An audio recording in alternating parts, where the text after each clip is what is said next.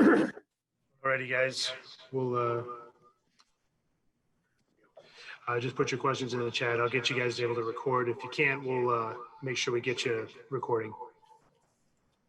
All right. Hey, just to get started, Minnesota played a really good game and got us back on our heels. I didn't think, we were moving and doing very much right early on, and they definitely took advantage of that. And, we're gonna have to do some things a heck of a lot better. I did think in the third, it wasn't pretty. We were still probably, knocking pucks around a little bit, but we worked harder, got a lot more done. I thought we played a much better period, had some energy, moved some pucks, did some things that we want to do. But, there's some days you come out and, we're not, everything has to be right for us. And, if our legs aren't going and when that happens, usually the brains aren't going either. And you got to kind of grind through it. And we got the 3-1, got our goalie pulled, but that wasn't enough. That's too good a hockey team to think that you're going to be average for 20 minutes and get something out of it. So, hey, we had a little something to build on for tomorrow, and we got to take care of the puck better.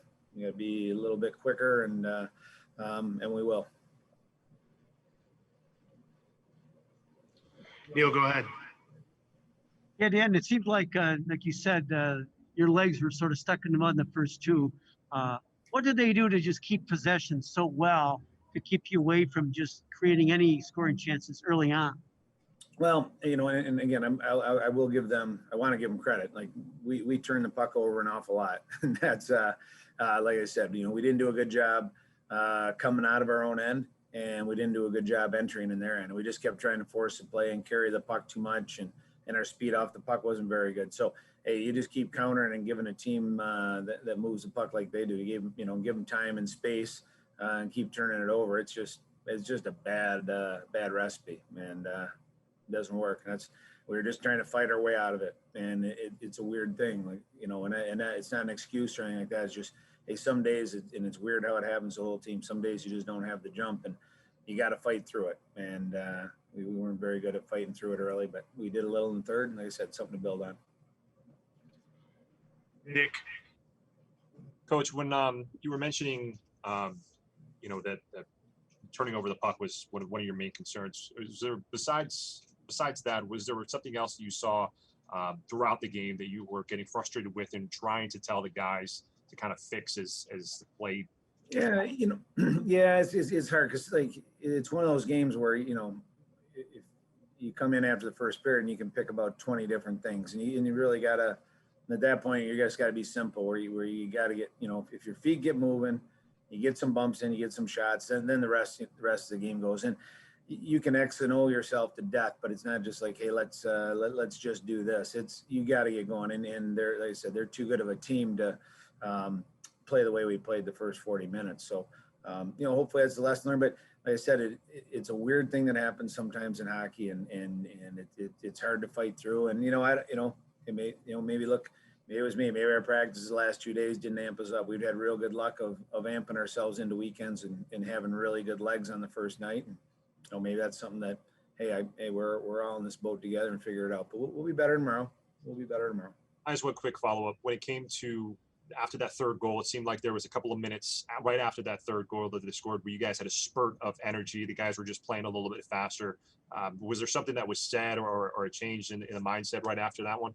No, you know what? If I have one compliment I will give is like the guys on the bench. It wasn't that nobody cared and they weren't trying. And you know what? They're a prideful bunch, and they kind of kept themselves together. And I think there was a little pushback there, and they were ticked off. So there's a little bit of that, and that's good to see. You're going to be in all kinds of different situations, and if you would have told me at the end of the first period that we'd be 2 minutes to go pulling our goalie and having some decent chances, I probably wouldn't have taken that bet, but hey, they fought through it. Again, it's a learning process, but you just can't give 40 minutes away. It's not a good plan. Thank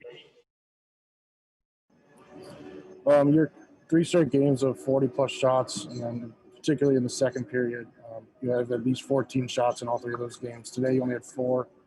Was it something Minnesota was doing, in terms of just not getting enough pucks on that tonight?